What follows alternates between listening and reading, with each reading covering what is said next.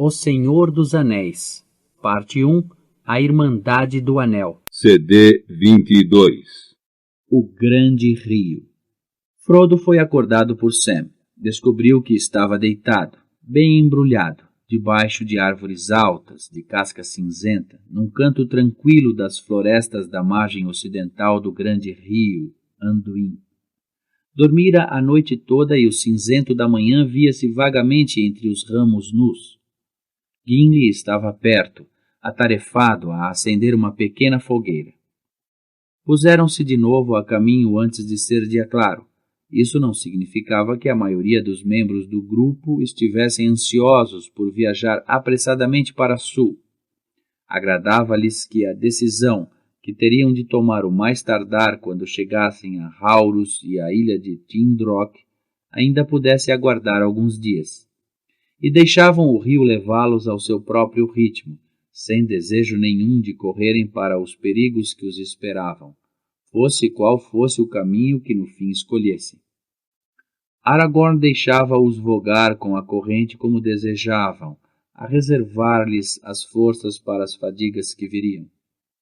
Mas insistia em que, pelo menos, partissem cedo todos os dias e viajassem pela noite fora, pois o coração adivinhava-lhe que o tempo escasseava e temia que o Senhor das Trevas não tivesse estado ocioso enquanto eles tinham permanecido em Lórien. No entanto, não viram quaisquer indícios de algum inimigo, nem nesse dia, nem no seguinte. As horas monótonas e cinzentas passavam sem que nada acontecesse. À medida que o terceiro dia de viagem se ia consumindo, a paisagem foi-se lentamente modificando. As árvores tornaram-se mais espaçadas e acabaram por desaparecer por completo. Na margem oriental, à sua esquerda, viram longas e informes encostas que se desenrolavam e subiam direitas ao céu. Pareciam castanhas e áridas, como se o fogo tivesse passado sobre elas e não houvesse deixado ponta de erva viva. Era um deserto hostil, sem que ao menos uma árvore partida ou uma pedra ereta aliviassem o vazio. Tinham chegado às terras castanhas que ficavam, vastas e desoladas, entre o lado sul da Floresta Tenebrosa e os montes de Emin-Muil. Que pestilência, guerra ou má ação do inimigo destruíra de tal maneira aquela região era coisa que nem Aragorn saberia dizer. Do lado ocidental, à sua direita, também não havia árvores, mas a terra era plana e, em muitos pontos, verde, com grandes extensões de erva. Desse lado do rio, passaram por florestas de grandes juncos, tão altos que não deixavam ver nada do que lhes ficava atrás. As plumas escuras e mirradas dos juncos inclinavam-se, agitadas pela aragem leve e fria, e pareciam silvar suave e tristemente. Aqui e ali, através de aberturas dos juncais, Frodo lobrigava vislumbres rápidos de prados ondulados e, muito para além deles, montes envoltos em luz crepuscular e, mais longe ainda, mesmo na fronteira do campo visual, uma linha escura, onde se sucediam as fileiras mais meridionais das montanhas nebulosas. Não se via qualquer vestígio de coisas vivas e em movimento, a não ser aves, que eram muitas, pequenas aves que assobiavam ou pipilavam nos juncais, mas que raramente se deixavam ver. Uma ou duas vezes, os viajantes ouviram o som característico das asas dos cisnes. Levantaram a cabeça e viram um grande bando no céu. "Cisnes!" exclamou Sam. "E que grandes!" "Sim, e são cisnes negros", observou Aragorn. "Com toda esta região parece grande, vazia e triste", exclamou Frodo. "Sempre imaginei que, à medida que avançássemos para sul, se tornasse tudo mais quente e alegre, até o inverno ficar para sempre para trás." "Ainda não penetramos muito no sul", explicou Aragorn. "Continua a ser inverno e estamos longe do mar. Aqui o mundo é frio até a primavera chegar bruscamente, e é possível que ainda apanhemos neve. Lá muito para baixo, na baía de Belfalas, para onde corre o Anduin, talvez a temperatura seja mais quente e a paisagem mais alegre, ou devesse ser, não fora o inimigo. Mas aqui não estamos, segundo os meus cálculos, a mais de 60 léguas a sul do farte meridional do seu Shire, que fica centenas de quilômetros mais longe. Agora está a olhar para sudoeste através das planícies do norte de Hidermark, Horan, a terra dos senhores dos cavalos. Não tardaremos a chegar à embocadura do Limelight, que desce de Fangorn e se junta ao grande rio. Essa é a fronteira norte de Horan. Há longo tempo que tudo quanto fica entre o Limelight e as Montanhas Brancas pertencia aos Rohirrim. É uma terra rica e agradável e a sua erva não tem rival. Mas nos maus tempos que correm as pessoas não vivem junto do rio, nem cavalgam com frequência até as suas margens. O Anduin é largo, mas mesmo assim os orques podem disparar as suas setas do outro lado do rio, a uma grande distância. E consta mesmo que, ultimamente, ousaram atravessá-lo e atacar as herdades e as coudelarias de Horan. Sam olhava de margem para margem, inquieto. Anteriormente, as árvores vinham-lhe parecido hostis, como que ocultassem olhos secretos e nelas espreitassem perigos. Mas agora desejava que continuasse a haver árvores. Parecia-lhe que o grupo estava demasiado exposto a flutuar em pequenos barcos descobertos entre terras que não ofereciam abrigo e num rio que era a fronteira da guerra. No dia seguinte e no outro, enquanto prosseguiam sempre rumo a sul, essa sensação de insegurança apoderou-se de todos.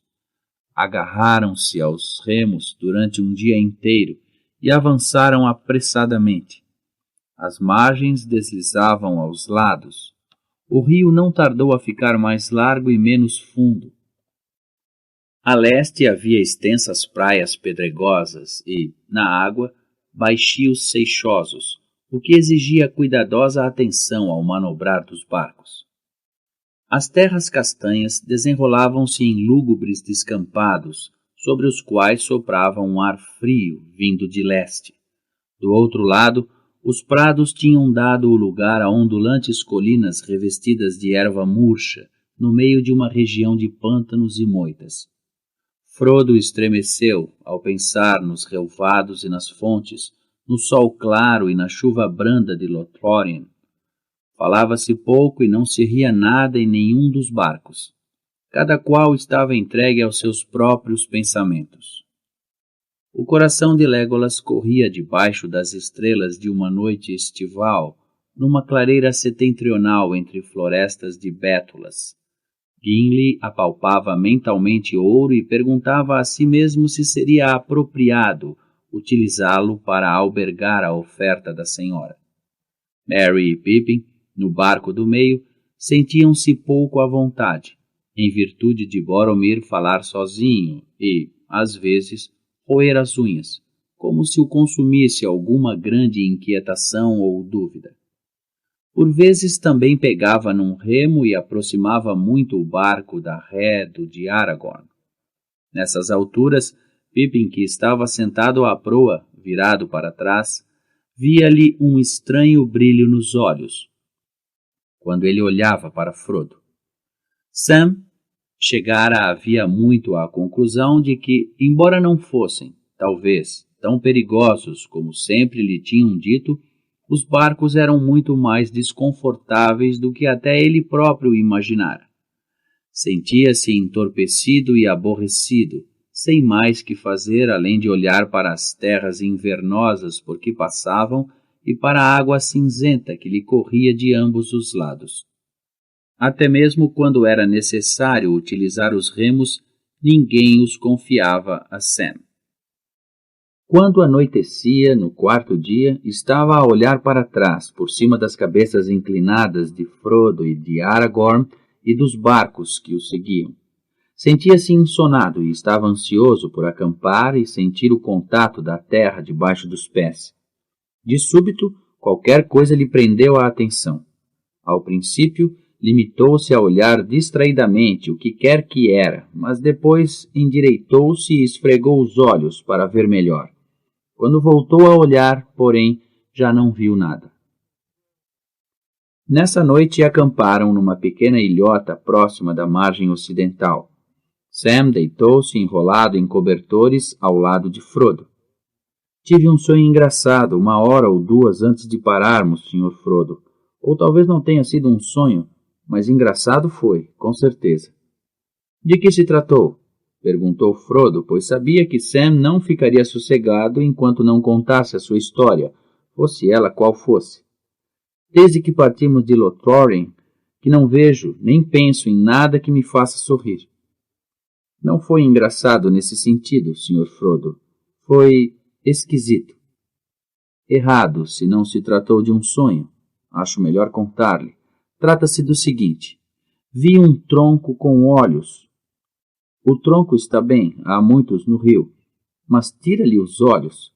Isso é que não tiro, replicou Sam. Foram precisamente os olhos que me espevitaram, por assim dizer. Vi o que me pareceu ser um tronco flutuante à meia luz, atrás do barco de Gimli, mas não liguei muita importância. Depois, pareceu-me que o tronco se estava a aproximar, lentamente, e achei isso peculiar, como o senhor diria, atendendo a que flutuávamos todos na mesma corrente. De repente vi os olhos, uma espécie de 2 pontos pálidos, a modos que brilhantes, num alto perto da ponta do tronco. Mas não se tratava de tronco nenhum, pois tinha pés espalmados, quase como as patas de um cisne, só com a diferença de que pareciam maiores e estavam sempre a entrar na água e a sair. Foi nessa altura que me endireitei e esfreguei os olhos, disposto a gritar se a coisa ainda lá estivesse depois de eu ter espantado o sono. Sim, porque o que quer que era estava a avançar depressa e a aproximar-se muito do barco do Gimli. Mas não sei se aqueles 2 faróis me viram mexer e olhar, se fui eu que acordei. O que sei é que, quando olhei de novo, já lá não estava nada. No entanto, tenho cá a impressão de que, como se costuma dizer com o rabo do olho, vi qualquer coisa escura esconder-se muito depressa à sombra do aterro. Mas a verdade é que não vi mais os tais olhos. Disse para comigo, outra vez a dormir, Sam Genji. E fiquei-me por aí. Mas desde então tenho estado para aqui a magicar e já não tenho a certeza. Que lhe parece, Sr. Frodo? Parecer-me-ia que se tratava apenas de um tronco, do lusco-fusco e do sono dos teus olhos, Sam. Se tratasse da primeira vez que esses olhos foram vistos. Mas não tratou. Eu vi-o lá para trás, no norte, antes de chegarmos a Lórien, e vi uma estranha criatura com olhos a trepar para o Talan naquela noite. O Aldir também a viu. E lembras-te do que contaram os elfos que perseguiram o bando de orcs? Ah, lembro-me, e lembro-me até demais. Não gosto nada do que estou a pensar. Mas por isto e por aquilo, e juntando a tudo as histórias do Sr. Bilbo, desconfio que podia indicar um nome para essa criatura. Um nome muito feio. Gollum, talvez? Sim, é esse também o meu receio, há algum tempo, respondeu Frodo. Desde aquela noite no Talan.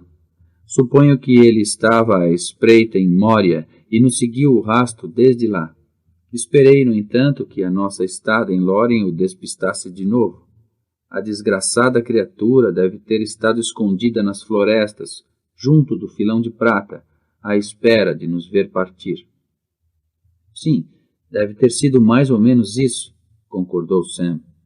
Acho que devemos estar um bocado mais vigilantes, se não queremos sentir uns dedos desagradáveis à volta do pescoço uma destas noites, se chegarmos a acordar e a sentir alguma coisa, claro. Era precisamente aí que eu queria chegar. Não há necessidade de incomodar o Passo de Gigante nem os outros esta noite. Eu fico de guarda. Posso dormir amanhã, já que, por assim dizer, não sou mais do que bagagem num barco. Eu diria bagagem com olhos, corrigiu Frodo. Pois sim, fica de guarda. mas na condição de prometeres acordar-me perto do amanhecer, se não acontecer nada antes. Horas mortas, Frodo acordou de um sono profundo e deu consigo a ser sacudido por Sam. É uma pena acordá-lo, murmurou Sam, mas foi o senhor que mandou. Não há nada a dizer, ou muito pouco. Há bocado pareceu-me ouvir um chapinar suave e uma espécie de farejar, mas é natural ouvirem-se ruídos desse gênero, esquisitos, junto de um rio, à noite.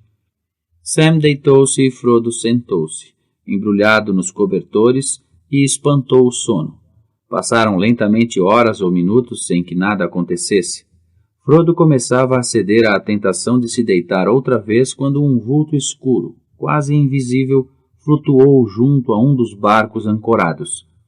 Viu vagamente a mão comprida e esbranquiçada que irrompeu da água e se agarrou à amurada, assim como os 2 olhos claros e redondos que brilharam friamente ao espreitarem para dentro do barco e que depois se levantaram e olharam para Frodo, na ilhota. Não estavam a mais de 1 metro ou 2 metros de distância e Frodo ouviu o silvo da respiração subitamente contida. Levantou-se, desembainhou o ferrão e enfrentou os olhos. Ato contínuo, a sua luz apagou-se. Ouviu-se outro silvo e um chapinar, e o vulto escuro, semelhante a um tronco, afastou-se na noite rio abaixo. Aragorn agitou-se no sono, virou-se e sentou-se. Que foi? Murmurou ao mesmo tempo que se levantava e aproximava de Frodo. Senti qualquer coisa enquanto dormia. Por que desembainhou a espada? Gollum, respondeu Frodo, ou, pelo menos, suspeito. Ah, exclamou Aragorn. Sabe então da perseguição dos nossos pezinhos de lã, hein? Percorreu Moria inteira atrás de nós e seguiu-nos até Nimrodel.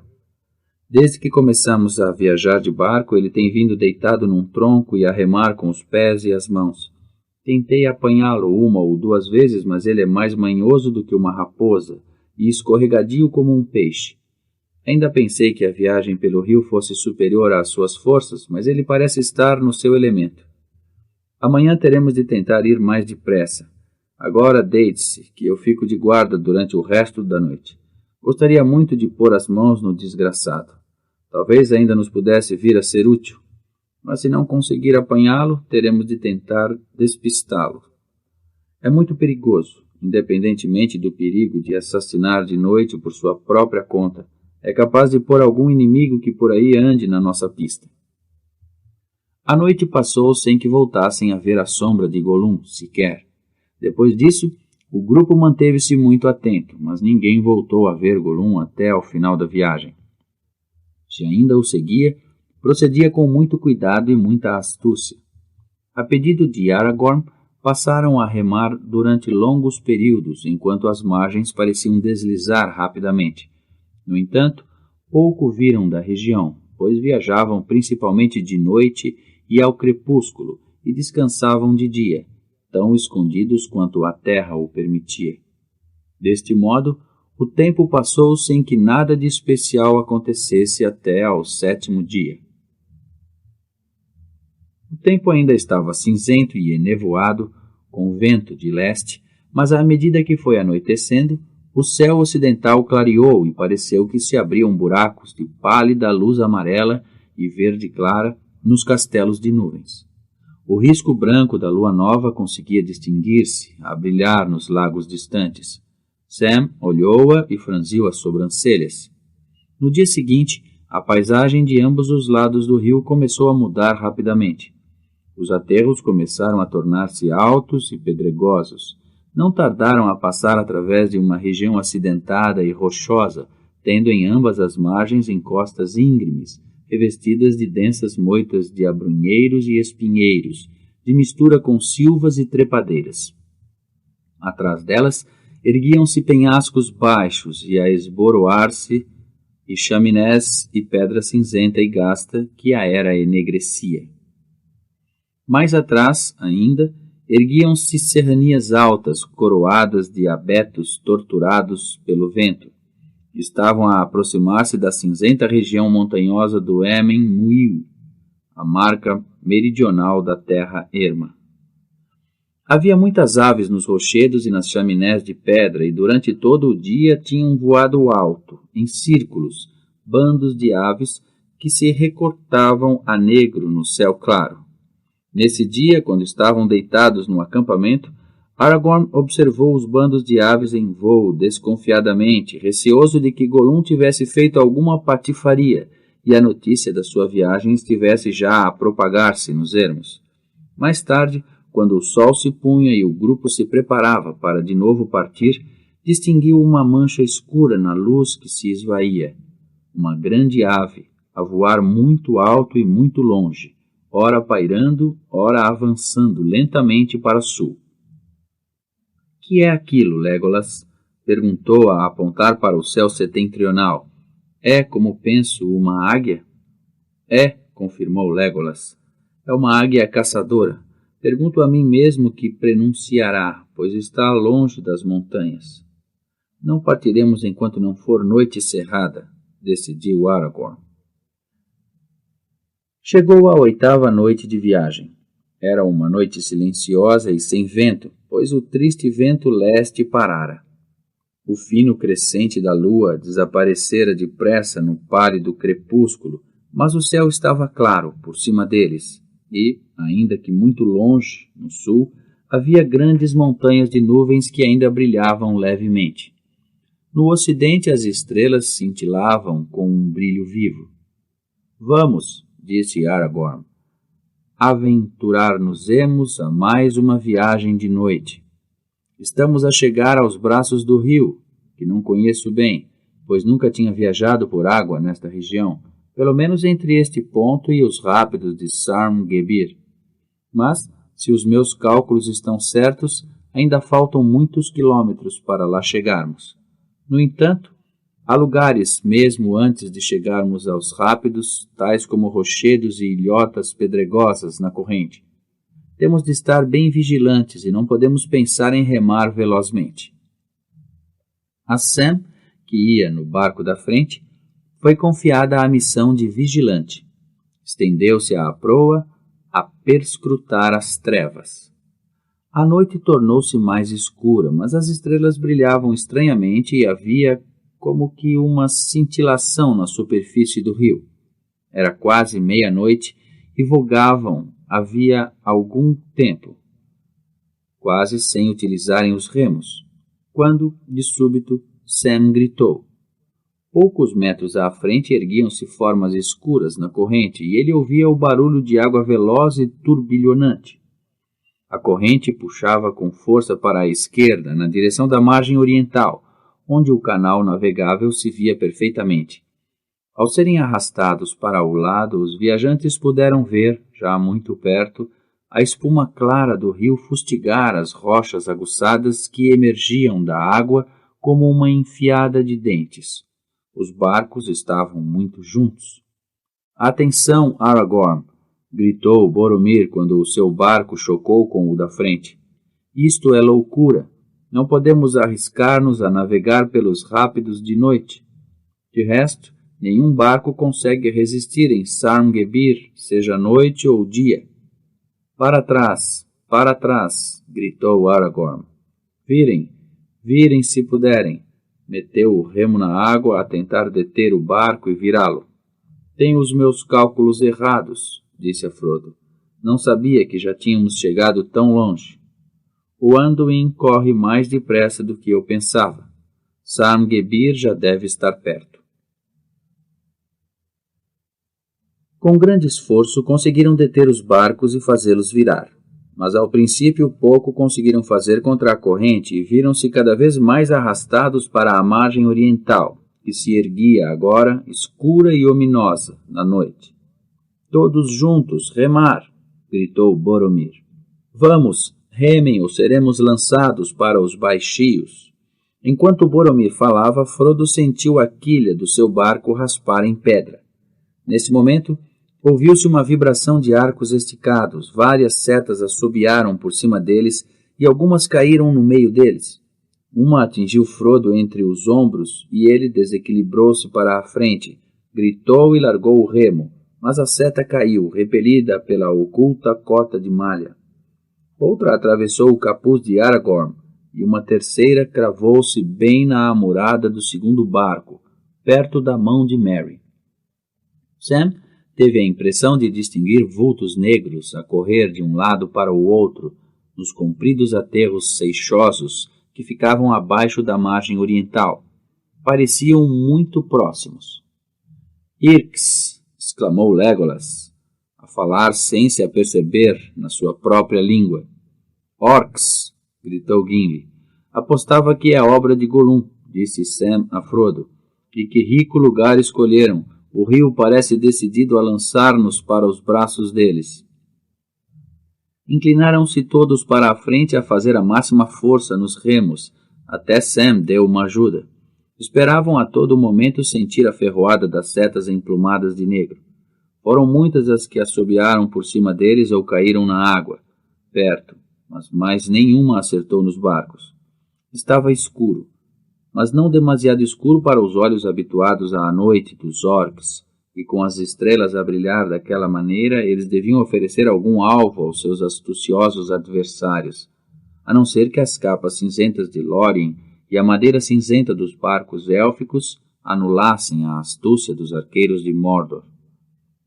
Continuaram a esforçar-se, remada a remada. Às escuras, era difícil ter a certeza de que avançavam, sequer, mas, pouco a pouco, o redemoinhar da água diminuiu e a sombra da margem oriental voltou a desaparecer na noite. Por fim, tanto quanto puderam calcular, voltaram ao meio da corrente e conduziram os barcos para uma certa distância a montante dos rochedos salientes. Depois, dando meia volta, impeliram-nos com toda a força na direção da margem ocidental. Pararam à sombra de arbustos que se debruçavam para a água e tomaram fôlego. Legolas largou o remo e pegou no arco que trouxera de Lórien. Depois saltou para a terra e subiu alguns passos pelo aterro. Retesou o arco, ajustou uma seta, virou-se e perscrutou as trevas através do rio. Ainda se ouviam gritos agudos do outro lado, mas não se via nada. Frodo olhou para o elfo que perscrutava à noite à procura de um alvo contra o qual disparar. Era alto e a sua cabeça escura parecia coroada com as luminosas estrelas brancas que cintilavam nos lagos negros do céu atrás dele. Nisto, porém, erguendo-se e partindo do sul, as grandes nuvens avançaram, enviaram batedores para os campos estrelados. Apoderou-se do grupo um temor súbito. "Elbereth Gil-Toniel", suspirou Legolas quando olhou para cima. No mesmo instante, uma forma negra que parecia uma nuvem, mas não era uma nuvem, pois avançava muito mais velozmente, partiu do negrume do sul e avançou na direção do grupo, obliterando toda a luz à medida que se aproximava. Não tardaram a ver que se tratava de uma grande criatura alada, mais negra do que os abismos da noite. Do outro lado do rio, ergueram-se vozes ásperas a saudá-la. Frodo sentiu percorrê-lo e envolver-lhe o coração um frio súbito. O seu ombro ficou também gelado, como a recordação de um ferimento mortal, e ele encolheu-se, como se quisesse esconder-se. De repente, o grande arco de Lórien vibrou. A seta partiu, sibilante, da corda élfica. Frodo olhou para o céu. Quase por cima dele, o vulto alado guinou. Ouviu-se um crocito forte e áspero, e a criatura caiu e desapareceu na escuridão da margem oriental. O céu ficou de novo limpo. Houve um tumulto de muitas vozes distantes, a praguejar e a lamentar-se nas trevas, e depois reinou o silêncio. Nem seta nem grito voltaram a vir do lado oriental naquela noite. Passados momentos, Aragorn conduziu os barcos rio acima. Tatearam o caminho ao longo da beira d'água durante algum tempo, até encontrarem uma pequena baía pouco funda. Cresciam algumas árvores baixas junto da água e atrás delas erguia-se um aterro rochoso e íngreme. O grupo decidiu ficar ali, à espera do alvorecer, pois era inútil tentarem avançar mais de noite. Não montaram acampamento nem acenderam nenhuma fogueira. deitaram-se encolhidos nos barcos, ancorados juntos. Louvado seja o arco de Galadriel e a mão e os olhos de Legolas, exclamou Gimli enquanto comia uma bolacha de lembas. Foi um formidável disparo na escuridão, meu amigo. Mas quem sabe o que foi atingido? Perguntou Legolas. Eu não sei, confessou Gimli, mas sinto-me grato por a sombra não ter se aproximado mais. Não me agradou nada. Lembrou-me demasiado a sombra de Moria, a sombra do Balrog, concluiu num murmúrio. Não era um Balrog, disse Frodo, ainda a tremer do frio que se apoderara dele. Era qualquer coisa mais fria. Creio que era... mas calou-se.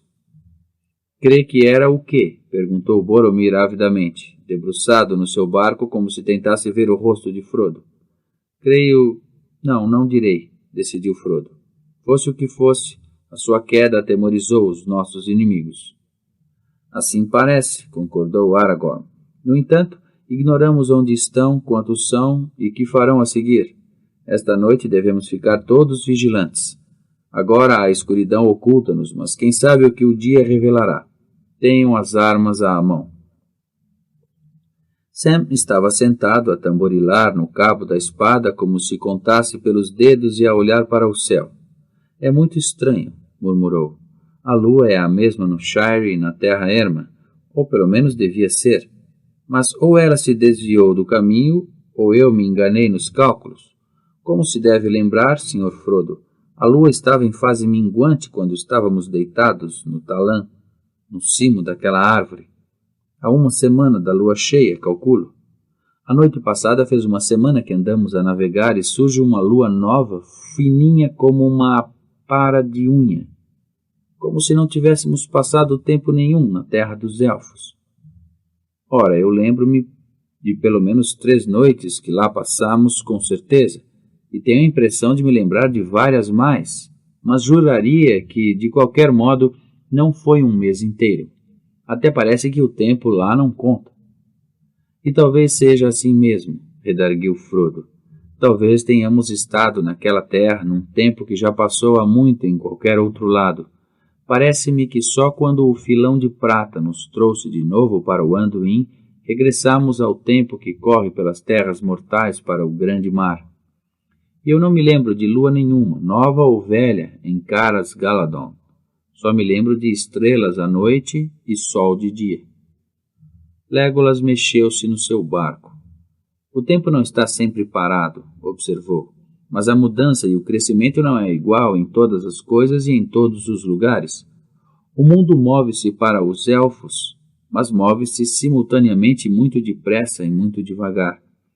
Muito depressa porque eles mudam pouco e tudo mais passa velozmente. É uma mágoa para eles. Muito devagar porque não contam o suceder dos anos, pelo menos em relação a eles. O suceder das estações são apenas pequenas ondas sempre repetidas na longuíssima corrente. No entanto, tudo quanto existe debaixo do sol tende a se desgastar e caminhar inevitavelmente para um fim. Mas o desgaste é lento em Lórien, disse Frodo. Exerce-se lá o poder da Senhora. Ricas são as horas, embora pareçam curtas, em Caras Galadon, onde Galadriel usa o anel élfico. Isso não deveria ser dito fora de Lórien, nem mesmo a mim, lembrou Aragorn. Não o volte a dizer. Depois voltou-se para Sam. Assim foi, Sam. Naquela terra perdeu o conto. O tempo passou rapidamente por nós, como para os elfos. Enquanto lá estivemos, a lua velha passou e uma lua nova cresceu e minguou no mundo exterior. E onde nasceu de novo, outra lua nova. O inverno está quase passado. O tempo corre para uma primavera de pouca esperança. A noite passou silenciosamente. Não voltou a ouvir-se nenhum grito ou chamamento do outro lado da água. Os viajantes, encolhidos nos barcos, sentiram a mudança do tempo. O ar tornou-se morno e muito parado sob as grandes nuvens úmidas que vinham vindo do sul e dos mares distantes. O correr do rio sobre as rochas dos rápidos pareceu tornar-se mais ruidoso e mais próximo. Os raminhos das árvores por cima deles começaram a pingar. Quando o dia nasceu, a disposição do mundo que o cercava tornara-se suave e triste. Lentamente, a alvorada deu lugar a uma luz pálida, difusa e sem sombras. Havia neblina no rio e nevoeiro branco envolvia a margem. O aterro do lado oposto não se via. Não suporto o nevoeiro, comentou Sam, mas este parece ter vindo a calhar. Assim talvez possamos safar-nos sem aqueles malditos monstrengos não verem. Talvez, admitiu Aragorn, mas será difícil encontrar o caminho, a não ser que o nevoeiro levante um bocadinho mais tarde. E nós temos de encontrar o caminho se queremos passar Sarngebir e chegar ao Emyn-Muil. Não vejo necessidade de passarmos os rápidos ou seguirmos o rio até mais longe, declarou Boromir. Se o Emyn-Muil está à nossa frente, podemos abandonar estas cascas de nós destes barcos e seguir para oeste e sul até chegarmos ao Entwash e atravessarmos para o meu país. Pois podemos, se seguirmos para Minas Tirith, mas isso ainda não está decidido, lembrou Aragorn. E um trajeto desses pode ser mais perigoso do que parece. O vale de Entwash é plano e pantanoso, e o nevoeiro constitui, nessas terras, perigo mortal para os que viajam a pé e carregados. Acho que não devemos abandonar os nossos barcos até ter mesmo de ser. O rio é, pelo menos, um caminho que não podemos deixar de ver. Mas o inimigo ocupa a margem oposta, contrapôs Boromir, e mesmo que passe as portas de Aragoná e chegue incólume a Tindrock, que fará depois? Saltará pelas cataratas abaixo e aterrará nos pântanos? Não, respondeu Aragorn. Digamos antes que transportamos os nossos barcos até a base de Haurus, e aí nos meteremos de novo à água. Desconhece ou agrada-lhe esquecer, Boromir, a existência da escada do norte e da cadeira alta do Amon-Hen, que foram construídas no tempo dos grandes reis. Eu, pelo menos, estou resolvido a parar de novo nesse lugar alto antes de decidir que caminho seguirei depois. Talvez aí encontremos algum sinal que nos guie. Boromir opôs-se durante muito tempo a semelhante opção, mas quando se tornou evidente que Frodo acompanharia Aragorn aonde quer que ele fosse, cedeu. Não é costume dos homens de Minas Tirith abandonar os necessitados, e vocês precisarão da minha força se quiserem chegar a Tindrog, afirmou. Irei até a Ilha Alta, mas não mais longe. Aí virarei para o meu país, sozinho, se a minha ajuda não tiver merecido a recompensa de qualquer companhia. O dia ia avançando e o nevoeiro dissipara-se um pouco.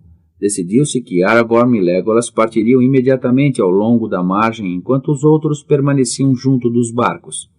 Aragorn esperava descobrir qualquer caminho pelo qual pudessem transportar os barcos e a bagagem até a água mais calma, depois dos rápidos. É possível que os barcos dos elfos se não afundem, alegou, mas isso não significa que passássemos Sarngebir vivos. Ainda ninguém o fez. Os homens de Gondor não fizeram nenhuma estrada nesta região porque, até mesmo nos seus grandes tempos, o seu reino não chegava ao Anduin para além do Emyn-Muil. Mas há um caminho por terra, algures, na margem ocidental. O preciso é encontrá-lo. Ainda não deve ter desaparecido, pois havia barcos leves que faziam a viagem da Terra Erma para Osgiliath, não há muitos anos, quando os orques de Mordor começaram a multiplicar-se. Raramente na minha vida veio do norte algum barco com os orques à espreita na margem oriental, disse Boromir. Se avançarem, o perigo aumentará a cada quilômetro, mesmo que encontre o caminho. O perigo espera em todas as estradas para sul, respondeu-lhe Aragorn. Esperem-nos um dia. Se não regressarmos nesse espaço de tempo, isso significará que nos aconteceu de fato uma desgraça. Nesse caso, deverão escolher um novo guia e obedecer-lhe o melhor que puderem. Foi com o coração pesado que Frodo viu Aragorn e Legolas subir o aterro íngreme e desaparecer na neblina. Mas os seus receios eram infundados. Tinham decorrido apenas 2 ou 3 horas, o dia mal ia a meio, quando os vultos vagos dos exploradores reapareceram.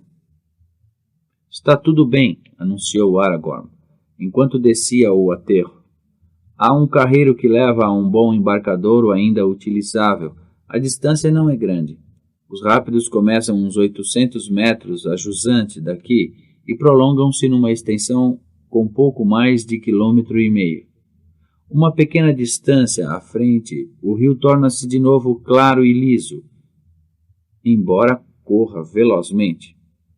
A nossa tarefa mais dura consistirá em transportar os barcos e a bagagem até ao caminho.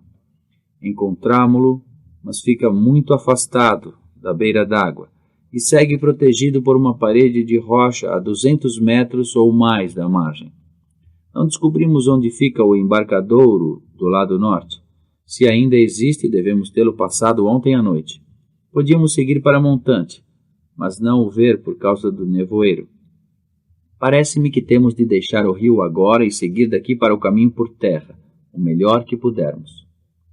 Isso não seria fácil, nem mesmo que fôssemos todos homens, contestou Boromir. No entanto, apesar de sermos o que somos, tentaremos, redarguiu-lhe Aragorn. Pois claro que tentaremos, concordou Gimli. As pernas dos homens deixam-se ficar para trás num caminho difícil, ao passo que um anão avança sempre, ainda que transporte uma carga com 2 vezes o seu peso, mestre Boromir. A tarefa foi realmente difícil, mas concluiu-se. Tiraram a bagagem dos barcos e levaram-na para o cimo do aterro, onde havia um espaço nivelado. Depois tiraram os barcos da água e transportaram-nos para cima. Eram muito menos pesados do que tinham calculado. Nem mesmo Legolas sabia de que árvore do país élfico tinham sido feitos. Mas a madeira era resistente e, não obstante, singularmente leve. Merry e Pippin sozinhos puderam transportar com facilidade o seu barco no terreno plano.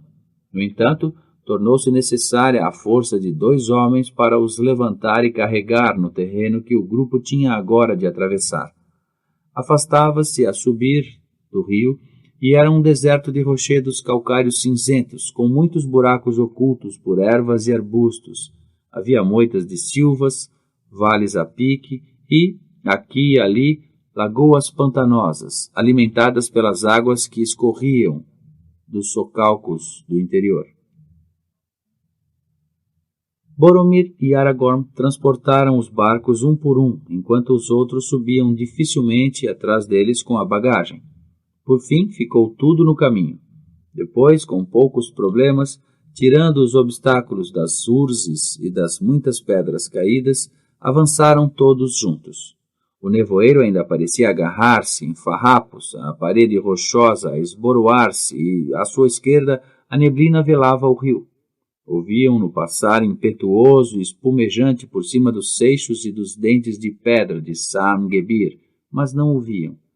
Tiveram de percorrer 2 vezes o caminho, até ficar tudo em segurança no embarcadouro do lado sul.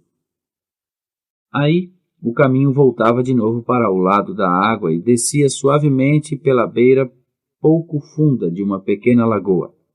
Parecia ter sido aberto ao lado do rio, não à mão, mas sim pela água que descia a redemoinhar de Sam-Gebir e embatia num quebra-mar rochoso e baixo que penetrava a alguma distância no rio. Para lá dele, a margem subia para um penhasco cinzento e deixava de haver qualquer caminho para os que viajavam a pé.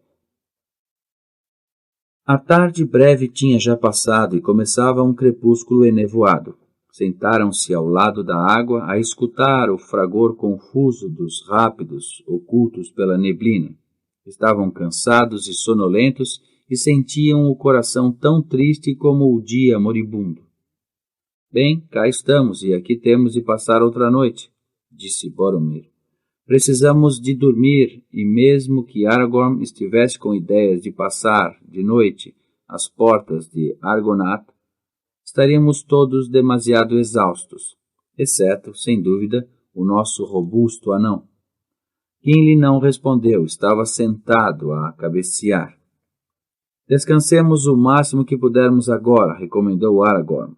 Amanhã teremos de viajar novamente de dia. A não ser que o tempo mude de novo e nos pregue uma partida, teremos boas probabilidades de nos esgueirarmos sem sermos vistos por quaisquer olhos que se encontrem na margem oriental.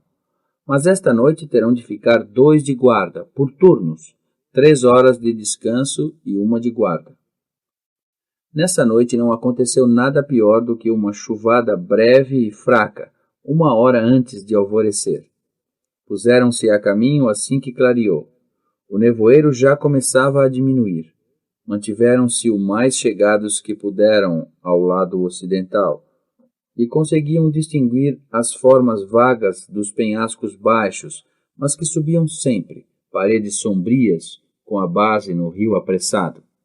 A meio da manhã, as nuvens baixaram mais e começou a chover muito. Colocaram as coberturas de pele nos barcos para evitar que se inundassem e fossem arrastados.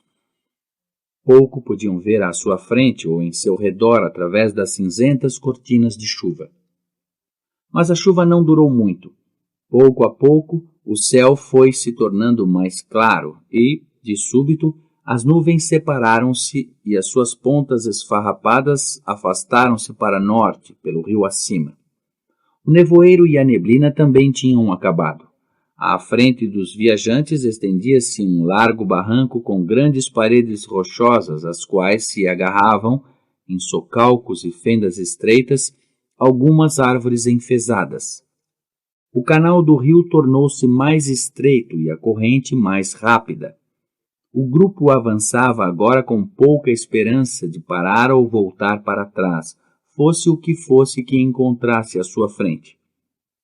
Em cima deles tinham uma faixa de céu azul claro, à sua volta o rio escuro e sombrio, e à sua frente negros e ocultando o sol os montes de Emen-Muil, nos quais não distinguiam nenhuma abertura. Frodo, que olhava em frente com atenção, viu ao longe 2 grandes rochas que se aproximavam e pareciam enormes pináculos ou colunas de pedra. Erguiam-se uma de cada lado do rio, altas, a pique e assustadoras. Havia entre elas uma estreita abertura para a qual o rio arrastava os barcos. Olhem as Argonath, as colunas dos reis, exclamou Aragorn. Transpolazemos em breve. Mantenham os barcos em fila e o mais distanciados uns dos outros que puderem. Não saiam do meio da corrente.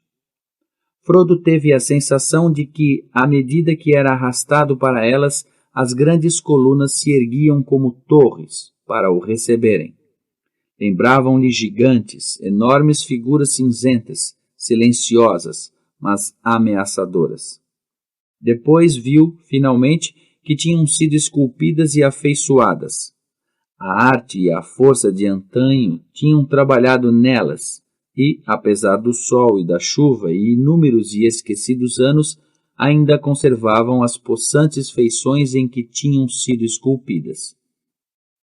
Sobre enormes pedestais alicerçados na água funda, erguiam-se 2 grandes reis de pedra, que continuavam a olhar para o norte, de olhos turvos e fronte enrugada. A mão esquerda de cada um deles erguia-se, de palma para fora, num gesto de advertência. À direita empunhavam um machado, e cada cabeça ostentava um capacete e uma coroa em desintegração. Ainda irradiavam grande força e majestade, sentinelas silenciosas de um reino havia muito desaparecido. Frodo sentiu-se invadido por uma sensação de respeito e temor, e encolheu-se e fechou os olhos, não ousando olhar para cima enquanto o barco se aproximava.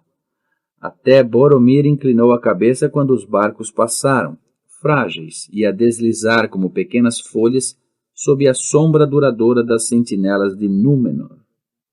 Assim passaram pela brecha negra das portas. Os assustadores penhascos erguiam-se de ambos os lados, abruptos e de uma altura incalculável. O céu, de uma cor indistinta, ficava muito longe. As águas negras rugiam e ecoavam, e o vento uivava por cima delas. Frodo, encolhido e inclinado para os joelhos, ouviu Sam murmurar como se gemesse. Que lugar! Que horrível lugar! Esperem que saia deste barco e juro que nunca mais molharei os dedos dos pés numa poça, quanto mais num rio. Não tenhas medo, disse uma voz estranha atrás dele. Frodo virou-se e viu Passo de Gigante, embora não fosse realmente Passo de Gigante, pois não havia nele nada do caminhante tisnado pelo tempo. Quem estava sentado à popa era Aragorn, filho de Arathorn, altivo e reto, a pilotar o barco com gestos hábeis e seguros. Tinha o capuz atirado para trás, o vento agitava-lhe o cabelo escuro e brilhava uma luz nos seus olhos. Era um rei que regressava do exílio à sua pátria. Não tenhas medo, repetiu. Durante muito tempo desejei ver as imagens de Isildur e Anarion, meus antepassados. Sob a sua sombra, Elessar, o Pedra de Elfo, filho de Arathorn da casa de Valandil, filho de Isildur e herdeiro de Elendil, não tem nada a temer. Depois, a luz dos seus olhos extinguiu-se e falou consigo mesmo. Como gostaria que Gandalf estivesse aqui. Como o meu coração anseia por Minas Anor e pelas muralhas da minha cidade. Mas para onde irei agora? A brecha era comprida e negra e cheia do barulho do vento, da água impetuosa e das pedras em que os sons se multiplicavam. Como se inclinava um pouco para o oeste, ao princípio, à frente, só havia escuridão. Mas Frodo não tardou a ver diante de si uma fenda luminosa alta, sempre a aumentar. Aproximou-se rapidamente e, de súbito, os barcos transpuseram-na e desembocaram numa grande claridade. O sol, já longe do meio-dia, brilhava no céu ventoso. As águas represadas alastravam e espraiavam-se num comprido vale oval, o claro Nem-Hidroel, rodeado por montes abruptos e cinzentos, cujos lados estavam revestidos de árvores, mas cujas cabeças descobertas brilhavam, frias, à luz do dia. Na distante extremidade sul, erguiam-se 3 picos.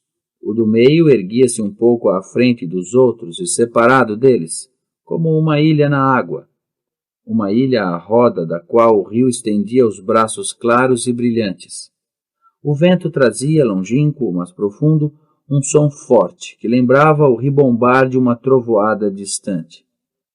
Olhem, Tol Brandir, exclamou Aragorn, a apontar para sul, para o pico alto. À esquerda ergue-se Amon Lhau e à direita Amon Hen, os montes do ouvido e da vista. No tempo dos grandes reis havia neles caldeiras altas, das quais se vigiava.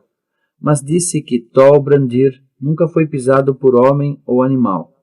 Alcançá-los-emos antes de a sombra da noite cair. Ouço o chamamento da eterna voz de Haurus. O grupo descansou um bocado, deixando-se arrastar para sul pela corrente do meio do lago. Comeram qualquer coisa e depois pegaram nos remos, para chegarem mais depressa. Os lados dos montes ocidentais mergulharam em sombra e o sol tornou-se redondo e vermelho. Aqui e ali começaram a espreitar estrelas envoltas em névoa. Os 3 picos erguiam-se diante deles, escurecidos pelo crepúsculo. Haurus rugia em voz possante. A noite pousava já na água quando os viajantes chegaram, finalmente, à sombra dos montes. Terminara o 10º dia de viagem. A terra erma tinha ficado para trás. Agora não podiam avançar mais sem escolherem entre o caminho oriental e o ocidental. Estava à sua frente a última etapa da missão. Capítulo 10 O Desfazer da Irmandade. Aragorn conduziu-os para o braço direito do rio. Aí, do lado ocidental e à sombra do Tol Brandir, uma extensão de erva verde descia para a água, vinda da base do Amon Hen. A seguir, erguiam-se as primeiras vertentes suaves do monte, cobertas de árvores, árvores que se prolongavam para o ocidente ao longo das margens curvas do lago. Uma pequena nascente caía pela encosta e alimentava a erva. Descansaremos aqui esta noite, disse Aragorn. Esse é o prado de Part Galen, um lugar agradável nos dias de verão de antigamente. Esperemos que nenhum mal aqui tenha chegado ainda. Arrastaram os barcos para as margens verdes e instalaram o acampamento ao lado deles. Montaram guarda, embora não vissem nem ouvissem nada que denunciasse a presença dos seus inimigos. Se Gollum conseguira segui-los, permanecia escondido e silencioso. No entanto, à medida que a noite foi avançando, Aragorn tornou-se inquieto, agitou-se muito no sono e acordou. Quase ao alvorecer, levantou-se e foi ter com Frodo, que estava de guarda. — Por que acordou? — perguntou-lhe o hobbit. — Não é a sua hora de guarda? — Não sei, mas cresceram no meu sonho uma sombra e uma ameaça. Seria bom desembainhar a sua espada. — Por quê? — perguntou Frodo. — Estão inimigos perto? — Vejamos o que Ferrão diz — respondeu-lhe Aragorn. Frodo tirou então a lâmina élfica da bainha. Para seu terror, os gumes brilharam vagamente na noite. — Orcs! — exclamou. — Não muito perto, mas, no entanto, demasiado perto, ao que parece. — Era o que eu receava — confessou Aragorn. — Mas talvez não estejam deste lado do rio. A luz de Ferrão é fraca e é possível que indique apenas a presença de espiões de Mordor nas encostas de Amon Lâl. Nunca ouvi falar da presença de orcs no Amon Hen. Contudo, sabe-se lá o que pode acontecer nestes tempos cruéis, agora que Minas Tirith já não garante a segurança das passagens do Anduin. Amanhã temos de avançar com muito cuidado. O dia nasceu como fogo e fumo. No oriente viam-se baixos farrapos de nuvens pretas, como o fumo de uma grande fogueira. O sol nascente iluminava-as por trás com chamas de um vermelho baço, mas não tardou a ficar mais alto do que elas e a brilhar no céu claro. O cume do Tolbrandir estava nimbado de ouro. Frodo virou-se para leste e olhou para a ilha alta, cujos lados emergiam, abruptos, da água corrente. Muito alto, por cima dos penhascos, havia encostas íngremes pelas quais amarinhavam árvores, subindo copa sobre copa, e por cima delas, ainda mais alto, viam-se as faces cinzentas de rochedos inacessíveis, coroados por um grande pináculo de pedra. Voavam muitas aves em círculo à sua volta, mas não se distinguiam sinais de outros seres vivos. Depois de comerem, Aragorn convocou uma reunião de todo o grupo. — Chegou finalmente o dia — anunciou. — O dia da escolha muito adiada. Que acontecerá agora ao nosso grupo que viajou até tão longe como uma irmandade. Viraremos para o oeste com Boromir e iremos para as guerras de Gondor, ou viraremos para leste para o medo e para a sombra? Ou, ainda, desfaremos a nossa irmandade e seguiremos para este ou para aquele lado, conforme cada um escolher. Seja o que for que resolvermos fazer, terá de ser feito depressa. Não podemos demorar-nos aqui. Sabemos que o inimigo está na margem oriental, mas eu receio que já se encontrem orques deste lado da água. Seguiu-se um longo silêncio durante o qual ninguém falou nem se mexeu. — Bem, Frodo, disse Aragorn por fim, temo que lhe caiba a pesada responsabilidade. É o portador nomeado pelo conselho. O seu caminho só você poderá escolhê-lo. Não posso aconselhá-lo nessa matéria. Não sou Gandalf, embora tenha tentado desempenhar o seu papel, não sei que desígnio ou esperança ele tinha para esta hora, se é que os tinha. Mesmo que ele estivesse aqui, suponho que o mais provável seria pertencer-lhe, a si, a responsabilidade da escolha, do mesmo modo. É o seu destino. Frodo não respondeu logo. Por fim, falou devagar. Sei que há necessidade de pressa, mas não posso escolher. O fardo é pesado. Dê-me mais 1 hora e falarei. Deixem-me só. Aragorn olhou-o compadecido. Muito bem, Frodo, filho de Drogo. Terá 1 hora e ficará só. Demorar-nos-emos aqui um bocado, mas não se afaste muito. Fique ao alcance da nossa voz.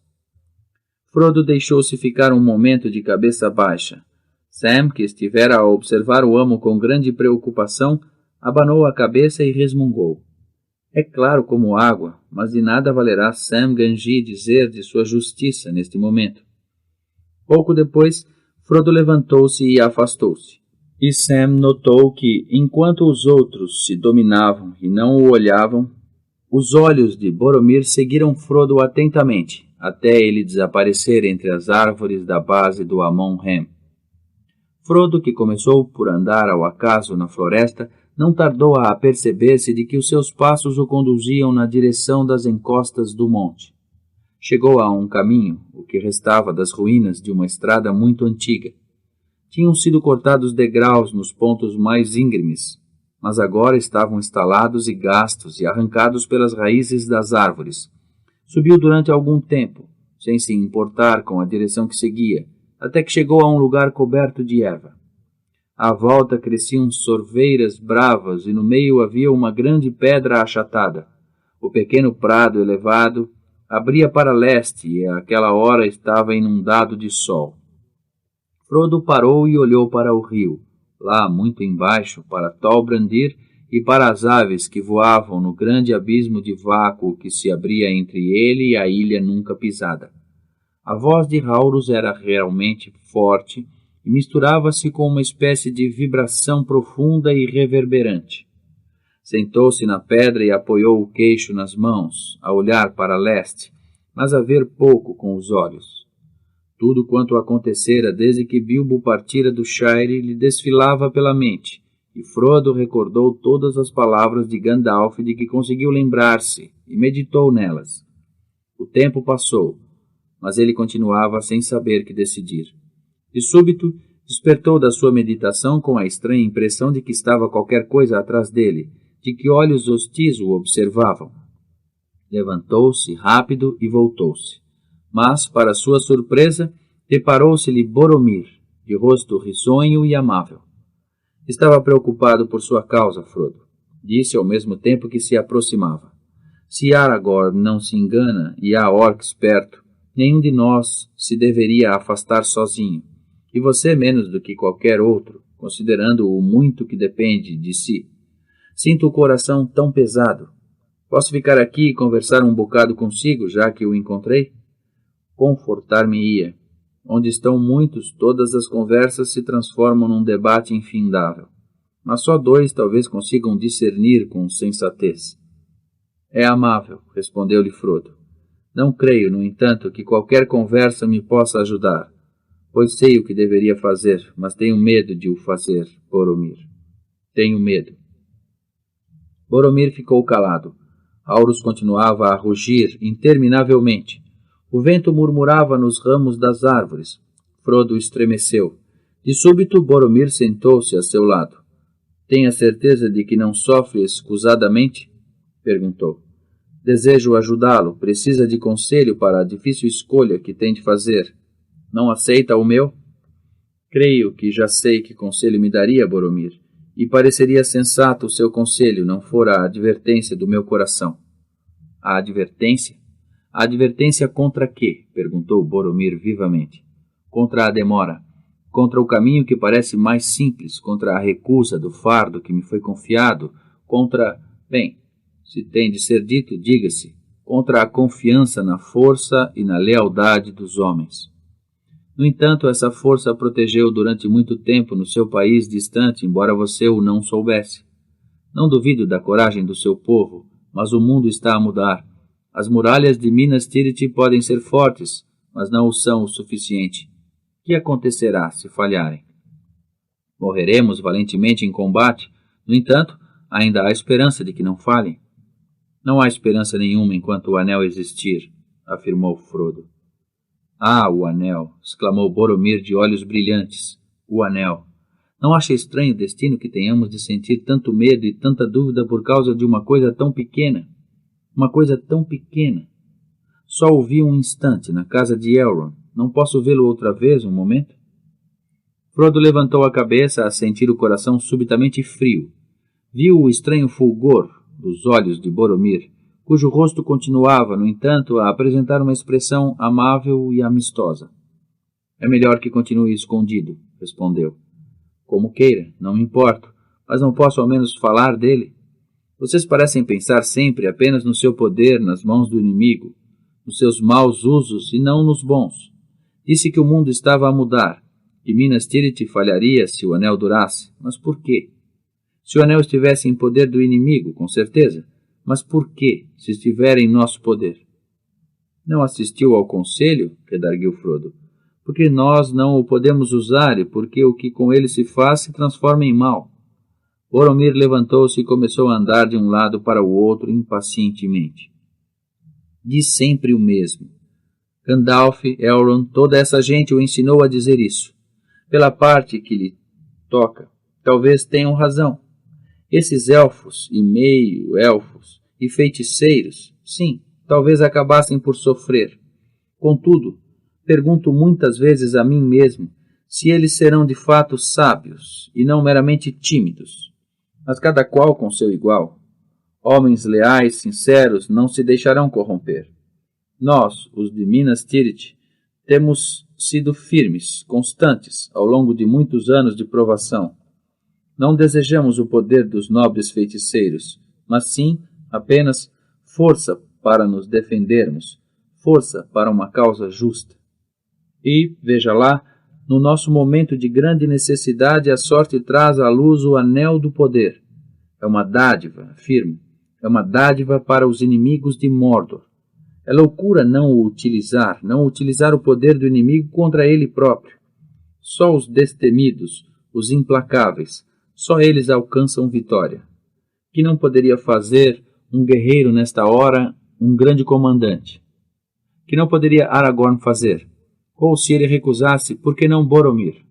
O anel dar-me-ia o poder de comandar, como eu atacaria as hostes de Mordor. Todos os homens se reuniriam sob a minha bandeira. Boromir continuava a andar de um lado para o outro e cada vez falava mais alto. Quase parecia ter esquecido Frodo, enquanto discorria sobre muralhas e armas e a concentração de homens. Traçou planos de grandes alianças e gloriosas vitórias futuras. Esmagou Mordor e tornou-se ele próprio um rei poderoso, benevolente e sábio. De súbito, parou, a agitar os braços. E eles dizem-nos que o deitemos fora, gritou. Eu não digo destruamos. Isso poderia estar certo se a razão pudesse mostrar-nos alguma esperança de o conseguirmos, mas não mostra. A única coisa que nos propõe é que um halfling entre as cegas em Mordor e ofereça ao inimigo todas as probabilidades de o reaver para si. Loucura. Com certeza compreende que é loucura, meu amigo? Perguntou, voltando-se de novo bruscamente para Frodo. Disse que tinha medo. Se assim é, até os mais destemidos lhe perdoariam. Mas não será antes o seu bom senso que se revolta? Não, respondeu Frodo. Tenho medo. Tenho simplesmente medo, mas estou satisfeito por tê-lo ouvido falar tão francamente. Agora os meus pensamentos estão mais claros. Irá então para Minas Tirith? Gritou Boromir, de rosto ansioso e olhos cintilantes. Interpretou-me mal. Mas irá pelo menos durante algum tempo? Insistiu Boromir. A minha cidade já não está longe agora, e de lá para Mordor pouco mais é do que daqui. Estamos há muito tempo nas regiões selvagens e você precisa de notícias do que o inimigo está a fazer antes de tomar uma iniciativa. Vá comigo, Frodo. Precisa de descansar antes de se lançar na sua empresa, se está decidido a isso. Pôs a mão no ombro do hobbit, de modo amigável, mas Frodo sentiu-a tremer com uma excitação reprimida. Recuou rapidamente e olhou alarmado para o homem alto que fazia quase 2 dele e lhe era muitas vezes superior em força. Por que se mostra tão hostil? Perguntou-lhe Boromir. Eu sou um homem leal, não sou nem ladrão nem perseguidor. Preciso do seu anel. Agora já o sabe. Mas dou-lhe a minha palavra de que não desejo ficar com ele. Não consente, ao menos, que tente pôr em prática o meu plano? Empreste-me o anel. Não, não, gritou Frodo. O conselho confiou-me a responsabilidade de o transportar. Será por culpa da sua própria insensatez que o inimigo nos derrotará, afirmou Boromir aos gritos. Como isso me encoleriza. Idiota, idiota obstinado, a correr conscientemente para a morte e a arruinar a nossa causa. Se há mortais que têm o direito de reivindicar o anel, são os homens de Númenor, e não os halflings. Ele não é seu, a não ser por uma infeliz circunstância. Podia ser meu, devia ser meu. Dê-mo. Sem responder, Frodo afastou-se até a grande pedra achatada ficar entre eles. Vamos, vamos, meu amigo, insistiu Boromir em tom mais suave. Por que não se livra dele? Por que não se liberta da dúvida e do medo? Poderá tirar-me as culpas para cima, se quiser. Poderá alegar que eu era muito forte e lhe tirei pela força. Sim, porque eu sou demasiado forte para si, Halfling. Gritou e, de súbito, saltou para cima da pedra e daí para Frodo. O seu rosto correto e agradável estava horrendamente mudado e havia nos seus olhos um fogo dementado. Frodo esquivou-se e a pedra ficou de novo entre eles. Só lhe restava fazer uma coisa. A tremer, puxou o anel suspenso da corrente e enfiou-o no dedo, rapidamente, no momento em que Boromir saltava de novo para ele. O homem ficou boquiaberto e de olhos fixos de espanto, e depois desatou a correr às cegas, desvairado, a procurar aqui e ali entre as pedras e as árvores. Miserável, aldrabão, gritou. Espera que te ponha as mãos. Agora percebo os teus intentos. Levas o anel a Sauron e vendes-nos a todos. Estiveste só à espera da tua oportunidade para nos deixares em apuros. Maldito, que a morte e as trevas se abatam sobre ti e todos os Halflings. Nisto tropeçou numa pedra, estendeu-se ao comprido e ficou de bruços. Durante um momento ficou tão imóvel como se a praga acabada de proferir se tivesse abatido sobre ele próprio. Depois começou a chorar. Levantou-se e passou a mão pelos olhos, a limpar as lágrimas. Que disse eu? Gritou. Que fiz eu? Frodo, Frodo, chamou. Volta. Apoderou-se de mim uma loucura, mas já passou. Volta. Ninguém lhe respondeu. Frodo nem sequer ouviu os seus gritos, já estava muito longe, a saltar num desvairamento pelo carreiro que levava ao cimo do monte. O terror e o desgosto abalavam-no. Via em pensamento o rosto enlouquecido e os olhos coruscantes de Boromir. Não tardou a desembocar, sozinho, no cume do Amon-Rem, e parou, sem fôlego. Viu, como que através de uma névoa, um grande círculo baixo, pavimentado com enormes lajes, e cercado por um parapeito em ruínas. No meio, apoiada em 4 colunas esculpidas, estava uma cadeira alta, à qual se chegava por uma escada com muitos degraus. Subiu-os e sentou-se na cadeira antiga, a sentir-se como uma criança perdida que trepara para o trono de reis da montanha. Ao princípio pouco via. Parecia-lhe estar num mundo de névoa, onde só havia sombras. O anel dominava-o. Depois, aqui e ali, a névoa dissipou-se e ele viu muitas coisas, pequenas e nítidas, como se estivessem em cima de uma mesa, debaixo dos seus olhos, mas ao mesmo tempo remotas, longínquas. Não se ouvia nenhum som, havia apenas imagens vivas, luminosas. O mundo parecia ter mirrado e mergulhado no silêncio. Estava sentado na cadeira da visão, em Amon-Rem, o monte do olho dos homens de Númenor. A leste, viu vastas terras desconhecidas, planícies sem nome e florestas inexploradas.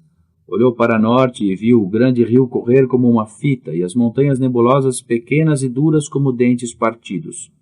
Olhou para o oeste e viu as vastas pastagens de Rohan e Orthanc, o pináculo de Isengard como um espigão preto.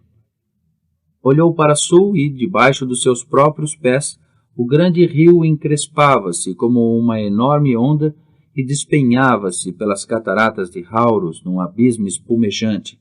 Um arco-íris brilhava nas gotículas. E viu Ethil Alduin, o imponente delta do rio, e miríades de aves marinhas a voar em círculos como poeira num raio de sol, e, debaixo delas, um mar verde e prata, sulcado por intermináveis riscos de ondas. Mas, para onde quer que olhasse, via as marcas da guerra. As montanhas nebulosas pareciam formigueiros. Saíam orques de 1000 buracos. Sob os ramos da floresta tenebrosa, travava-se uma luta mortal entre elfos, homens e animais malditos. A terra dos Beornenses estava em chamas. Pairava uma nuvem sobre Moria. Subia fumo das fronteiras de Lórien. Cavaleiros galopavam na erva de Rohan e saíam alcateia de lobos de Isengard. Dos portos de Harad faziam-se ao mar barcos de guerra, e do leste vinham números incontáveis de homens. Espadachins, lanceiros, arqueiros a cavalo, carros cheios de capitães e veículos carregados. Todo o poderio do Senhor das Trevas estava em movimento. Depois voltou-se de novo para sul e olhou para Minas Tirith. Parecia muito distante e bela, com muralhas brancas, muitas torres, altiva e linda no seu trono da montanha. Cintilava-lhe aço nas ameias e nas torres ondulavam muitas bandeiras coloridas. A esperança encheu-lhe o coração. Mas contra Minas Tirith erguia-se outra fortaleza, maior e mais forte. Para lá, na direção leste, foi contrariadamente o seu olhar atraído. Passou pelos montes em ruínas de Osgiliath, pelas portas escancaradas de Minas Morgul, pelas montanhas assombradas, e deteve-se em Gorgoroth, o vale do terror da terra de Mordor. Aí havia trevas debaixo do sol, brilhava o fogo entre o fumo. O monte da condenação ardia e erguia-se no ar um fedor insuportável. Por fim, o seu olhar fixou-se, muralha atrás de muralha, parapeito após parapeito, negra, indizivelmente forte, montanha de ferro, porta de aço, torre de adamante. Viu Barad-dûr, a fortaleza de Sauron, abandonou toda a esperança. E, de súbito, sentiu o olho. Havia na Torre Negra um olho que nunca dormia, um olho que sabia-o, tomara conhecimento do seu olhar.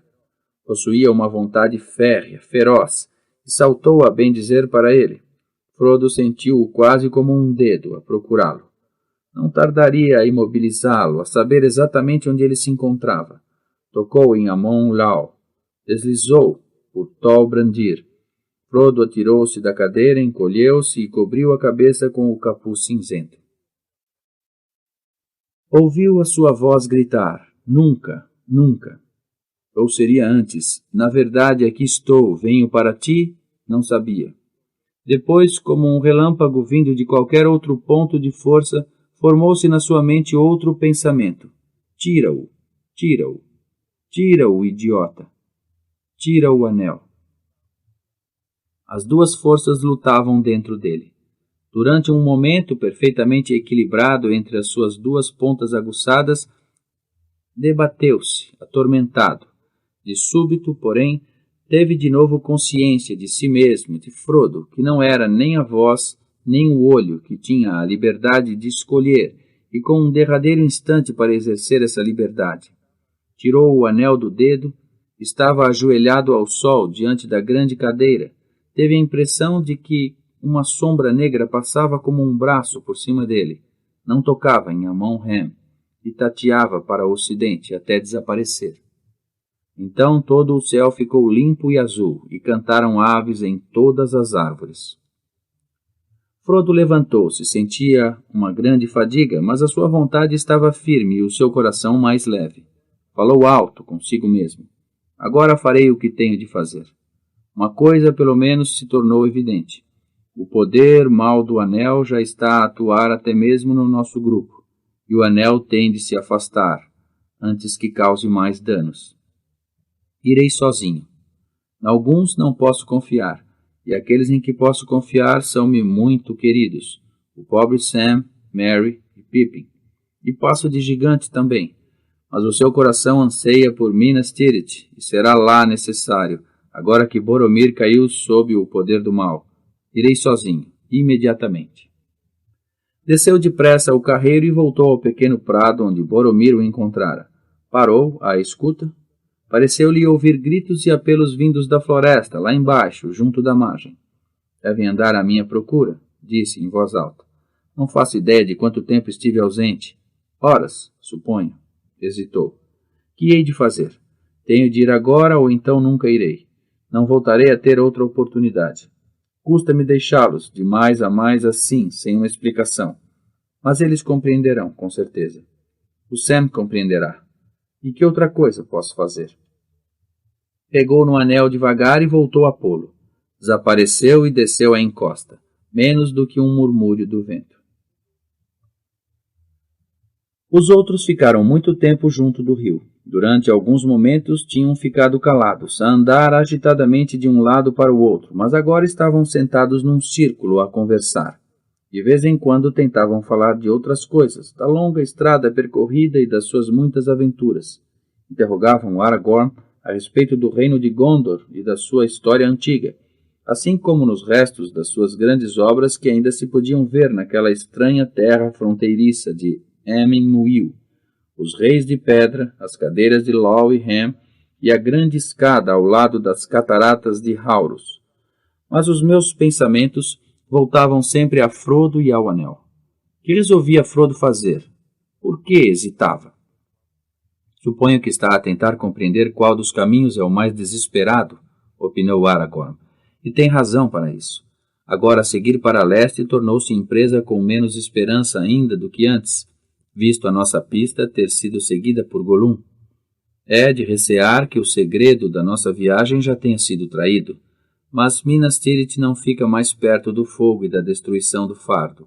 Poderemos ficar lá uns tempos e resistir valentemente, mas Denethor e todos os seus homens não podem ter esperança de fazer o que até mesmo Elrond disse ser superior ao seu poder: conservar o fardo secreto ou repelir toda a força do inimigo quando ele o for buscar.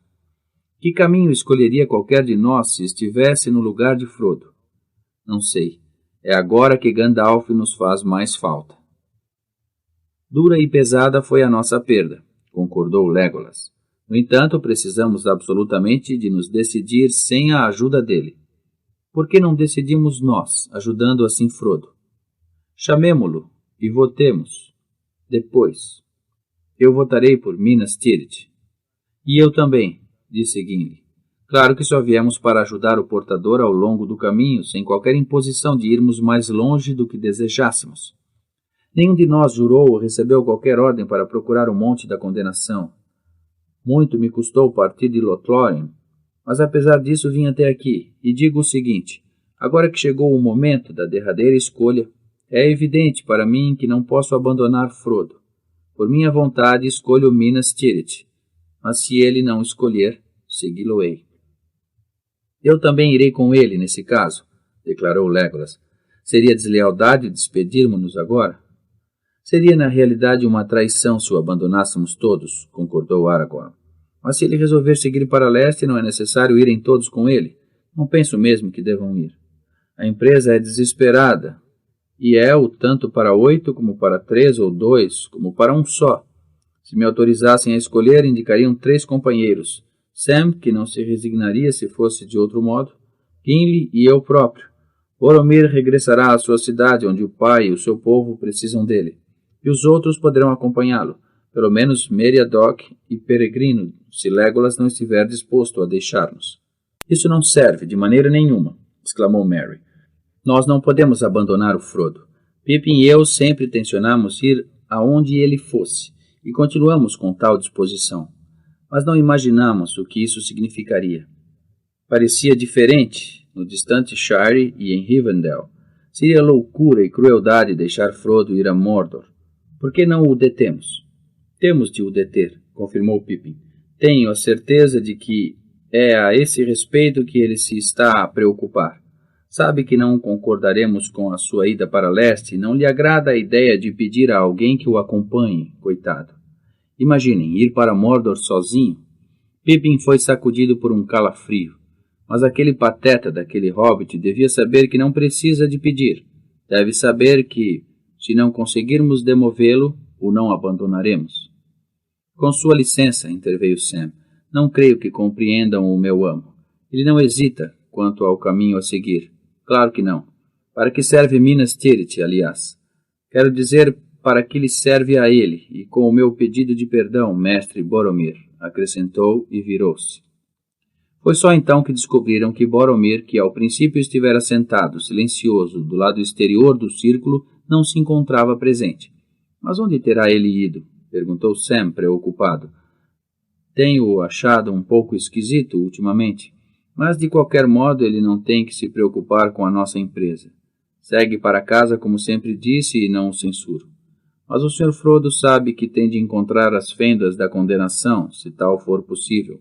No entanto, tem medo. Agora que chegou o momento crucial, está simplesmente aterrorizado.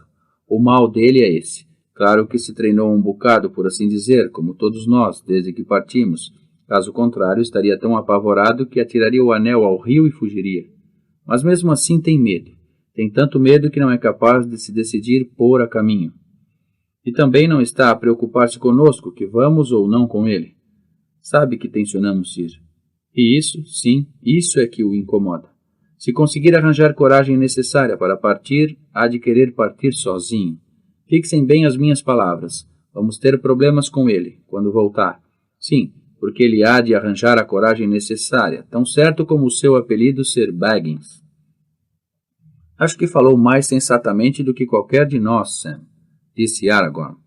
E que havemos de fazer se verificarmos que tens razão? Demovê-lo? Não o deixar ir, respondeu Pippin. Duvido, confessou Aragorn. Ele é o portador e o destino do fardo que pesa sobre ele. Não creio que nos incumba instigá-lo a seguir um caminho ou outro. Aliás, nem sequer acho que fôssemos bem-sucedidos se tentássemos. Estão outros poderes em ação, muito mais fortes. Bem, desejo que o Frodo arranja a tal coragem. Volte e se acabe com isto, resmungou Pippin. Esta espera é horrível. O tempo já passou, não passou? Já, confirmou Aragorn. A hora já passou há muito. Amanhã está a chegar ao fim. Temos de o chamar. Boromir reapareceu nesse momento. Veio do meio das árvores e dirigiu-se para ele sem falar. Tinha o rosto carregado e triste. Parou como se contasse os presentes e depois sentou-se isolado e de olhos no chão. Onde esteve Boromir? Perguntou-lhe Aragorn. Viu Frodo? Boromir hesitou um segundo. Sim e não, respondeu por fim, devagar. Sim, encontrei-o um pouco lá para cima, no monte, e falei com ele. Instiguei-o a ir para Minas Tirith em vez de para leste. Irritei-me e ele deixou-me. Desapareceu. Nunca tinha visto semelhante coisa, embora as tenha ouvido contar em histórias. Deve ter posto o anel. Não consegui reencontrá-lo. Pensei que tivesse voltado para aqui. Isso é tudo quanto tem a dizer? Perguntou Aragorn, a olhar fixamente e com pouca complacência para Boromir. Não diria mais nada agora. Mas isto é mau, exclamou Sam e levantou-se rapidamente. Não sei o que este homem pretendeu fazer, porque havia o Sr. Frodo de pôr aquela coisa. Não devia pô-la, e se pôs, sabe-se lá o que poderá ter acontecido. Ele não o conservará posto, disse Merry. Tirou-o com certeza quando se livrou do visitante indesejável, como Bilbo costumava fazer. Mas para onde foi? Onde está? Gritou Pippin. Deixou-nos há horas. Há quanto tempo viu Frodo pela última vez, Boromir? Perguntou Aragorn. Há meia hora, talvez, ou talvez há 1 hora. Andei por aí à toa um bocado. Depois... Não sei. Apoiou a cabeça nas mãos como que vergado pelo sofrimento. Desapareceu há 1 hora, gritou Sam. Temos de tentar encontrá-lo imediatamente. Venham. Um momento, pediu Aragorn. Vamos dividir-nos em pares e combinar. Calma. Esperem. Em vão. Eles não lhe deram ouvidos. Sam foi o primeiro a afastar-se a correr. Merry e Pippin seguiram-no e estavam já a desaparecer no meio das árvores próximas da margem a oeste, a gritar nas suas claras vozes de hobbits. Frodo! Frodo! Legolas e Gimli desataram também a correr. Dir-se-ia que um pânico ou uma loucura súbita se apoderara do grupo. Assim, dispersar-nos-emos e perder-nos-emos, lamentou-se Aragorn. Boromir, não sei que papel representou nesta aventura, mas agora deu uma ajuda. Vá atrás daqueles 2 jovens hobbits e tome conta deles, pelo menos, se não conseguir encontrar Frodo. Voltem a este lugar se o encontrarem ou a quaisquer vestígios dele. Eu não me demorarei. Aragorn afastou-se rapidamente em perseguição de Sam. Alcançou-o ao chegar ao pequeno prado entre as sorveiras. Sam subia com dificuldade a ofegar e a chamar. Frodo! Venha comigo, Sam. Nenhum de nós deve ficar sozinho. Andam por aí coisas más, sinto. Vou subir até lá acima, à cadeira de Amon-Ham, ver se vejo alguma coisa. Olhe, como o meu coração adivinhava, Frodo foi por aqui. Siga-me de olhos bem abertos. Começou a subir o carreiro velozmente. Sam esforçou-se o mais que pôde, mas não conseguiu acompanhar passo de gigante, o caminhante, e não tardou a ficar para trás. Pouco depois, Aragorn desaparecera da sua vista à frente dele. Sam parou a ofegar. De súbito, deu uma palmada na testa. Como as tuas pernas são muito curtas, serve-te da cabeça, Sam Gamgee. Ora, deixe ver. Boromir não mentiu. É coisa que não está no seu feitio. Mas não nos disse tudo. Qualquer coisa assustou e muito o Sr. Frodo. Encheu-se de repente da coragem necessária. Decidiu finalmente ir para onde? Para leste, mas sem o Sam. Sim, até mesmo sem o seu Sam. É duro, é cruelmente duro. Sam passou a mão pelos olhos a limpar as lágrimas. Tem calma, Gamgee. Pensa, se puderes. Ele não pode voar através dos rios nem saltar por cima das quedas de água. E não tinha equipamento nenhum, portanto terá de voltar aos barcos. De voltar aos barcos. Volta para os barcos, Sam, depressa como um raio. Sam virou-se e lançou-se pelo carreiro abaixo. Caiu e esfolou os joelhos, mas levantou-se e recomeçou logo a correr. Chegou à margem do prado de Pat Galen, junto da água, onde os barcos estavam reunidos, juntos, em terra. Não se encontrava ali ninguém. Pareceu-lhe ouvir gritos nas florestas, atrás, mas não lhes prestou atenção. Parou um momento a olhar, aparvalhado e de boca aberta. Um dos barcos deslizava sozinho pelo aterro abaixo. Sam deu um grito e desatou a correr por cima da erva. O barco deslizou para a água. Cavou, Sr. Frodo, cavou, gritou Sam, que se atirou no aterro e estendeu os braços para agarrar o barco que partia. Falhou por 1 metro. Com um grito e um splash, mergulhou de cara para baixo na água funda e rápida. Imergiu, a gorgolejar, e o rio fechou-se sobre a sua cabeça encaracolada. Do barco vazio saiu uma exclamação de ansiedade. Um remo entrou na água e o barco virou. Frodo chegou mesmo a tempo de agarrar Sam, que voltara à superfície a bufar e a debater-se. O medo espreitava dos seus redondos olhos castanhos. — Vamos para cima, Sam, meu rapaz! —exclamou Frodo. — Agarra a minha mão. — Salve-me, Sr. Frodo! —pediu Sam ofegante. — Estou afogado. Não vejo a sua mão. — Cá está ela. Não belisques, homem. Não te largo. Descansa. Abre a água e não te deixes cair de chapa, senão voltas o barco. Agarra-te à amurada agora e deixa-me usar o remo. Com algumas remadas, Frodo voltou com o barco para junto do aterro e Sam pôde saltar para a terra, encharcado como um rato do cano. Frodo tirou o anel e saltou também para a terra. — És o maior de todos os malditos maçadores, Sam. — Oh, Sr. Frodo, isso é duro, protestou Sam a tremer de frio. Não está certo tentar partir sem mim e tudo mais. Se eu não tivesse raciocinado acertadamente, onde estaria agora o senhor? A caminho, em segurança. Em segurança? Repetiu Sam. Sozinho e sem mim para o ajudar? Eu não poderia suportar isso, seria a minha morte. A tua morte será ires comigo, Sam. E eu não suportaria isso. Não seria a minha morte tão certa como se me deixasse ficar para trás, afirmou Sam. Mas eu vou para Mordor. Sei isso muito bem, Sr. Frodo. Claro que vai. E eu vou consigo. Por favor, Sam, não me compliques as coisas. Os outros devem estar a chegar de um momento para o outro.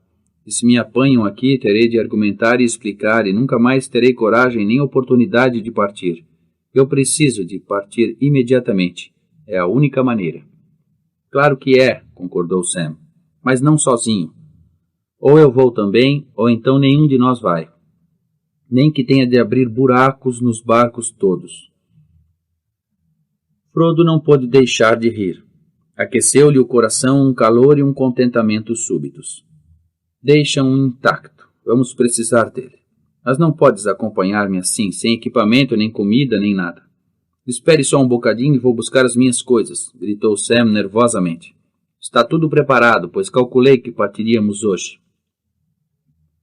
Correu para o acampamento, tirou a sua mochila do monte onde Frodo a pusera depois de tirar do barco as coisas dos seus companheiros Deitou a mão a uns cobertores suplementares e a alguns pacotes extras de comida e voltou a correr para o barco. Todo o meu plano está, portanto, estragado, comentou Frodo. É inútil tentar escapar-te. Mas estou contente, Sam. Não imaginas quanto. Anda, vamos.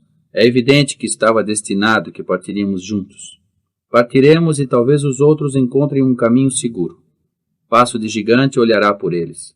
Creio que não os voltaremos a ver. Talvez voltemos, Sr. Frodo. Talvez, respondeu Sam.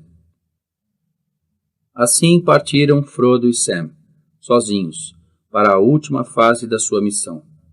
Frodo remou, para se afastarem da margem, e o rio levou-os rapidamente pelo seu braço ocidental abaixo, passando pelos carrancudos penhascos de Tol Brandir. O fragor das grandes cataratas aproximou-se. Mesmo com a ajuda que Sam conseguiu dar, foi tarefa árdua atravessar a corrente no extremo sul da ilha e conduzir o barco para leste, na direção da margem oposta.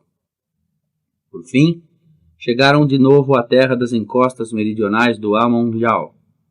Aí encontraram uma costa em socalcos. Puxaram o barco muito para cima da linha da água e esconderam-no o melhor que puderam atrás de um grande rochedo. Depois, puseram os carregos às costas e partiram, à procura de um caminho que os conduzisse através dos montes cinzentos do Emil-Muil, e daí para baixo, para a Terra da Sombra. Aqui termina a primeira parte da história da Guerra do Anel. A segunda parte chama-se As Duas Torres, em virtude de os acontecimentos nela relatados serem dominados por Orthanc, a cidadela de Saruman, e pela fortaleza de Minas Morgul, que guarda a entrada secreta de Mordor. Fala dos feitos e dos perigos corridos, de todos os membros da agora desfeita Irmandade, até ao advento das grandes trevas. A terceira parte relata a última defesa contra a sombra e o fim da missão do portador do anel em O Regresso do Rei.